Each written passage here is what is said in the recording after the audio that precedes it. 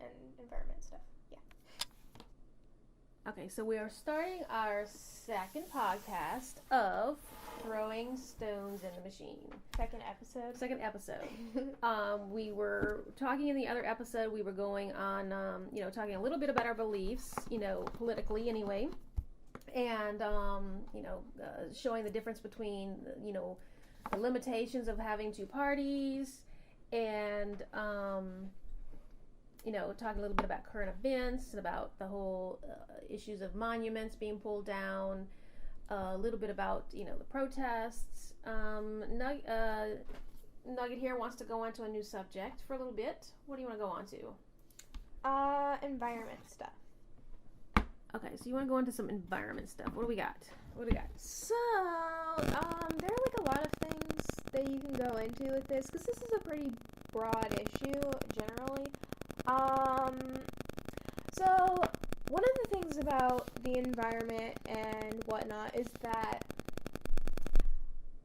the situation for the environment is very, very, very bad at the moment.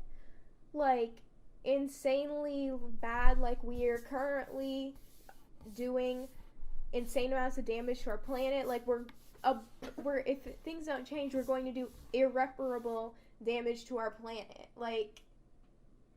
That's a big problem.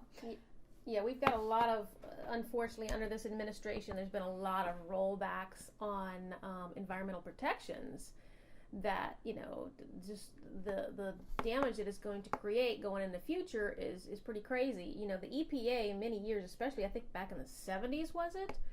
Put in some pretty stringent rules, and it helped change a lot of things, because there was a lot of cities that were really just a disaster, and it helped put some things back on track, and now those rules are being rolled back. It's kind of a subject that's kind of on the back burner right now, just because we're in the middle of a pandemic with, lots of people dying, infections everywhere, people just busy that arguing about masks and everything. Well, yeah, we'll tie it in as we go along with this. But it when the pandemic first started and everybody was shut in and had to just stop, within that first month or so that it was going on, most people weren't out driving, so the effects on the environment showed very quickly. Factories weren't running, all that sort of stuff. Yeah, all the vehicles, and there's places like LA were saying that it was the clearest they've ever seen in many, many years. So, yeah. But one of the things about the environment and whatnot is that there are so many current sustainable technologies that, if implemented, could help our situation so much. Technically, this is a global issue as well. So it's but America is a very big contributor in this issue. So but just in general, there's so many sustainable technologies out there that we could be using and we could be helping our environment. They're the bigger ones that everybody knows, like solar panels, what is it? Windmills, wind energy. Wind turbines. Yeah. My brain is bleh.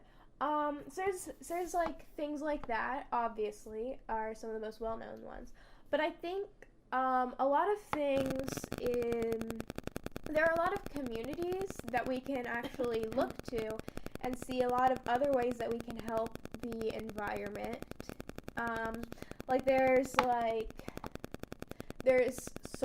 There's things like solar punk, cottagecore, although it depends on where you look for that one. Some people focus on the environment sustainability aspect of it. Others, it's more just aesthetically pleasing. It depends. There's zero waste. But there's all sorts of communities like that are actually have a lot of sustainable technology and sustainable solutions that they're like creating and using and all these sorts of things. And I think we can really take inspiration from these communities for a lot of things that can help. The thing is that when we do that, we have to remember that this isn't, environmental issues are not an individual issue. You not using a plastic straw when you go to Starbucks in general is not doing that much for the environment. Like, sure, it's good, but you know, a lot of these like individually based sort of things aren't possible for people. Like, if you just look at how like the natural stuff, the organic stuff, the sustainable stuff, if you look at it, most of these things are done by smaller businesses and whatnot, and they are much more expensive. So there's cost concerns for certain people. If you want to go into like diet sort of things, again, it's not accessible to some people because of health concerns, whatnot. Actually, we had, and I was teaching in a 5th grade class this past year, and that was one of the topics they were hitting on, is the plastic straws, and whether, you know, who in the class was for or against banning straws, and they had all kind of arguments they were talking about. The thing is with straws is that it kind of gets into disability issues a little bit, because there are people that can't use metal straws, or they can't use alternative straws for whatever reason. So there's a lot of intersecting issues to consider on this. Yeah, that was one of their arguments too. Some of the kids were like, you know, what about those who are disabled? And I actually found a few articles online concerning that too. But anyway, so what I really want to hit on here is that while it is good to take these actions as an individual and encourage the people around you to take these actions, they really aren't the most effective things, because a majority of the environmental issues are created by large corporations, essentially. Without the cooperation of large corporations, you're fighting a losing battle. Everyone in the U.S. can stop using plastic straws, but that's not really gonna help the environment too much. And so the thing is that a lot of times these things get turned into individual issues, which essentially takes the blame off of the ones that are making most of the problems, aka corporations, and puts it onto the individual, which is just not, it's factually incorrect, you know, and so, yeah. And the thing is that there are all these techniques, there are all these sorts of things that, excuse me, corporations can easily adopt. Like, let's be honest, most of these, oh god, what was that? My voice, like, went, huh? Most of these corporations, they have the funds, they have the knowledge, they're fully capable of making their entire thing sustainable. Sure, they might take a little bit of a hit, they might have to use some money to do it, but overall, you know, you're not running the planet into the ground. So there's really no reason for it. Like, so many people have come up with, like, there's sustainable packaging, all sorts of sustainable things. But the thing with that is that companies will not do it. Most companies and corporations, or I mean corporations mostly. Most corporations will not do this because it's not profitable for them. Because so many sustainable things are built for, like, if you take, like, here's a simple example, like reusable water bottles they're becoming a bit more mainstream, but like there's reusable water bottles, which is like you can buy one, you can buy a couple, but like you don't really need like a ton, and you can reuse them over and over and over again. And that's not profitable for companies because they can sell you something cheap and it can break, and then you have to go back to them. You have to go buy a new one. It's literally planned obsolescence. Oh God, I can't pronounce this word. It's planned obsolescence. I'm saying it horribly wrong. Go ahead. But it's widely known. Like, Apple had a whole lawsuit against them for this. Like, not that long ago, I don't think. But but companies aren't gonna do it because it's not profitable for them. They're just gonna keep destroying our environment because it's not getting them enough money. Because it wouldn't get them enough money, which is just, yeah. So it's like a lot of this talk around this sort of thing puts the pressure on the individual to do these things when it's not. When we need to be putting the pressure on corporations, because corporations are only ever going to change if we put pressure on them, if we essentially force them. They're not going to do it any other way. Yeah, I mean, individuals can't keep up with what corporations are putting out, and it's just ridiculous. You know, you need to be held to appropriate standards, and that's what regulations are for. So yeah, we need those regulations. We actually need more regulations, and on certain type things. With consideration for both sides. You don't want to get so regulated that you can't move forward in a lot of things, and it's actually hindering appropriate business and the environment, even in some circumstances.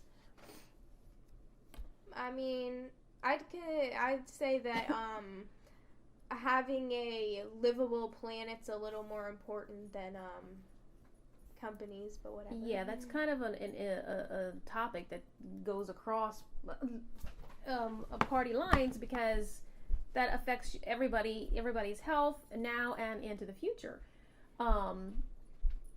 For myself, I don't understand how. Let's lay the thing here. A lot of Christians do follow the Republican side or lean to the Republican side. So I have a hard time understanding how so many people follow that particular thing and fight, against the regulations and everything in the environment topic, given how much it affects people. And then let's talk about it in terms of faith and Christian. Stewardship is something that most Christians should know about and understand and would follow. And stewardship of our earth is something that is a pretty important topic.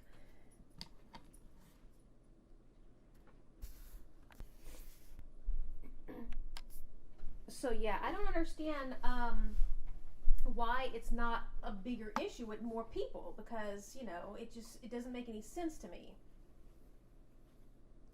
I mean, why people believe in like less company regulations and just less regulations in general, the whole Republican limited government ideal, which, I mean, limited government is not something that I'm against.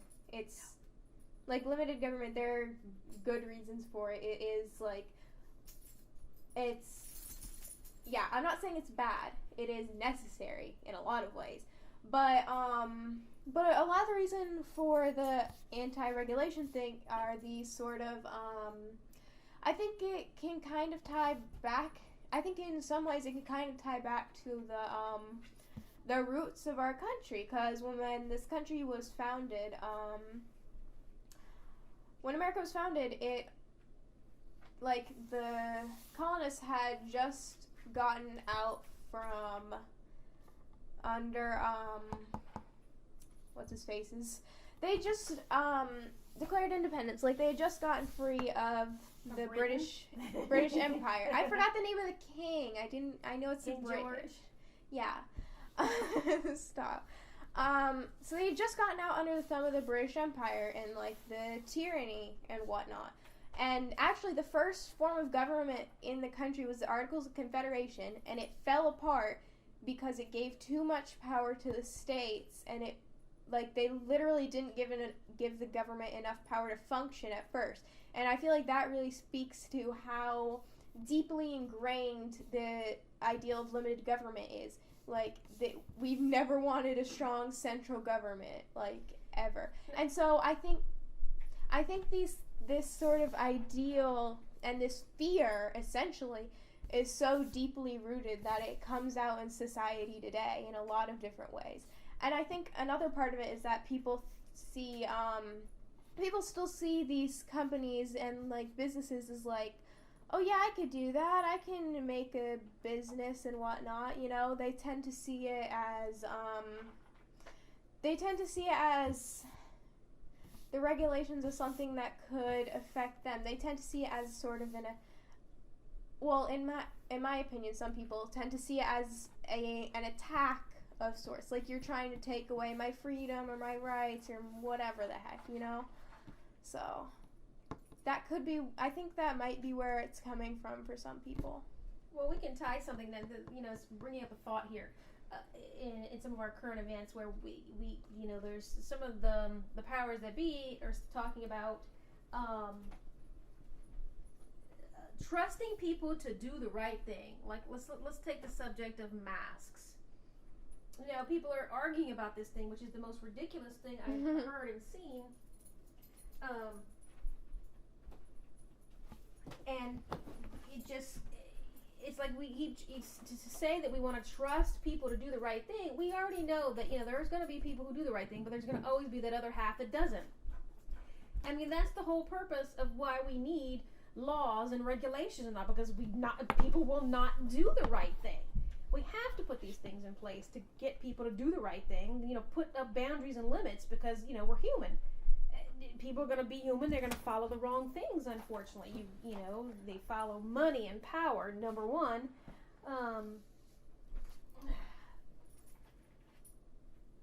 And so, yeah, that's kind of that's one of those things that. So, but I think that in some ways this sort of ties into some more societal stuff. I've seen some stuff from some people. I've seen some stuff online that have talked about the issues of, people not wearing masks, and it brought up the fact that America is huge. Like, we're divided into states, and each state essentially has its own pretty distinct culture, and each region has its own culture. It's pretty and they all have pretty distinct and specific sort of cultural differences and whatnot. And so the thing that comes with that is that simply because of the divided nature of our country, like, we're kind of like a bunch of different countries stacked on top of each other in a trench coat. But it's just that we've been getting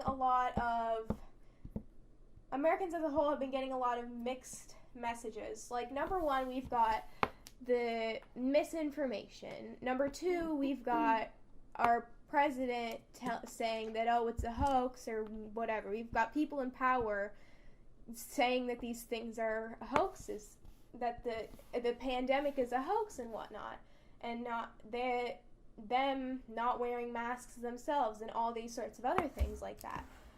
And then we've got differing regulations. Like up in the north, it's like you've got mask mandates and whatever, but someplace else, like someplace in like the Midwest or the South, have like far less regulations. So there's like a lot of conflicting messages, and it's just that some people aren't, they, like, especially like a lot of older people are vulnerable to a lot of internet misinformation and things like that. And it's like, you've been getting a lot of mixed information and whatnot, and there's many groups of people are especially vulnerable to this sort of thing and whatnot. And it's sort of like, yes, a lot of times it is pure just like, oh, I don't care about other people and whatnot. But there are some societal and political things that have, in part, caused this. It's not as straightforward as you think. Well, that begs the question, is our country too big? Has our country become too big and so divided that we've outgrown who we are as one country? Are our what's the our values and our wants and things that we want for our country, are they becoming so different that our country is two different countries now? So that's actually a pretty valid point. I'm pretty sure a couple years ago there was something about people wanting California to become its own country. So that was kind of a wild thing. I feel like I remember seeing something about that a while back. But it is, I think that is like a fair point, because from the start, the states have always been very distinct entities, sort of, like, and even to today, they have their own, each state sort of has its own specific culture, but I think but nowadays, we've sort of graduated to having different regions. Like, we've got the Midwest, you've got the West, the Northeast, all these different areas that are, like, recognizably different and have different cultures and whatnot, and there's specific states that are more distinct in all of this and whatnot. But we've got all these sort of different regions in here, and to be quite frank, it's incredibly divided. Specifically, the South. What I see in a lot of areas is, the South ends up getting used as the rest of the nation's punching bag, essentially. Which is, I will agree that a lot of views in the South are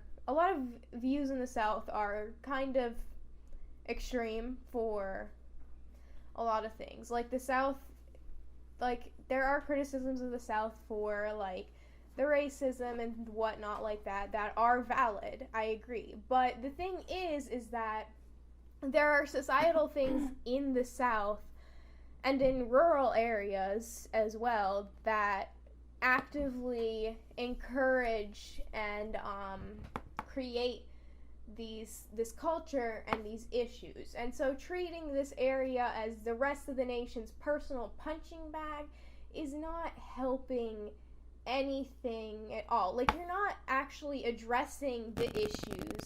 You're simply just how do I put this? You're not addressing the issues. You're just attacking them over and over. That doesn't make anyone want to change at all, because the focus needs to be more on educating. Like, in the South, the educational sort of softening of a lot of issues is especially predominant, and a lot of the people in charge down there are conservative and whatnot. So they have those sort of values and things like that, and they control a lot of things in the country, in that sort of area. So it's sort of like, yes, there are a lot of things that are bad down there and whatnot. But the thing is that you have to address the issues. You have to address why something is that way, and you have to actually try and educate, and you have to help it to change, instead of just being like, oh, well, the South's a bunch of uneducated, like, hillbillies or whatever the heck. No, that kind of goes in the same direction with all the talk with systemic racism right now. There's reasons for it being there. Now, I do want to stop and point out that your viewpoint is really unique, because you've grown up in two different places at the same time. I'm from the South, and we both live in DC right now, and she's been there she's been down south every single year of her life, sometimes twice during a year, and has been involved, deeply with a lot of things in there, and a lot of discussions like this with her grandmother and family members and everything. And so she's got a very unique viewpoint of two different really big areas to draw on from this, and this is why she has such strong opinions about it. Yeah, because especially I think the Northeast and the South are two of the, I'd say they're probably two of the most opposed areas, because, I mean, no offense, but the Northeast tends to be rather pretentious at times, which especially comes out when they talk about the South. I mean, this applies to the rest of the country when it comes to the South as well. And so it's just sort of, an interesting view. But yeah, it's like, but the thing is that I'm not in any way saying that you shouldn't call out bad things happening in the South and bad views from there. I'm not saying you shouldn't call those things out. I'm not saying you shouldn't be upset about it and things like that. But I am saying that you should think about how you're approaching the issue. Are you just using it as are you just using it as a scapegoat, essentially, because these problems are across our entire nation. They're not as pronounced in some places, but in all honesty, that sometimes is worse because it's still there. It's just dressed up and it's not blatant. You can't it's harder to call out, it's harder to combat because, it's all dressed up and nice and whoa, but it's harder, But where was I going with this? But it is a problem across the entire nation, and I feel like people ignore that. A lot of the times they tend to ignore that and use the South and other areas of the country as their scapegoat to dump it on, like, oh, all the problems are down there, we're fine, like, we're not like them, and it's just like, it's not a good mentality to have, because you're just sort of, But there's also the reverse mentality for those that are down south looking up at the Northeast and other places where there's a lot of control, like here in DC. They're gonna say, well, over there in DC they don't understand us. They don't get what's going on here, and they're actually very much correct, because there's here in DC there's like a very educated. Everyone here is all the educated minds come here because this is where we have a lot of medical things, all the things that are national, they're here. And, there's a lot of them may have grown up in educated families, and they're going into this without a proper understanding of the entire country, that what's going on around you. They don't understand rural area. They don't understand not having money. They don't understand not having things. And then having these people in power and making the decisions for people like that can be quite a challenge. It also comes down to, this is an issue, it's especially pronounced in, like, north versus south sort of things, but this also comes out in just general, like, cities versus, like, rural areas overall in a lot of places. Because the cultures in rural areas compared to the cultures in, like, larger cities are incredibly different, and it's a lot of people on both sides don't really understand it. So it's sort of, it comes from a place of not understanding, essentially, is where a lot of these things come from. Like misinformation, uneducation, that's not the right word, but whatever. And just plain out, just straight out, just not understanding each other. And it's an issue that really needs to be bridged so that we can more effectively have these conversations, so that we can more effectively create change, That's actually a great way of putting it there. We are getting down to our 30-minute mark, so we're gonna go ahead and wrap up episode 2, and I do want to state that we're gonna put these up on our Podbean podcast. It's sort of a test for us, and then I think I'm gonna go ahead and put them up on my YouTube channel, and my handle there is PETRA777. That may be an easier way to get it. I want to see if we can get them up at some other places and just test the waters and see how they're going. And we obviously have lots more subjects to go, but we only have so much vocal power in an evening, and so hopefully we will have more of these. They're turning out pretty great. All right, so we will see you on our third episode of Throwing Stones in the Machine.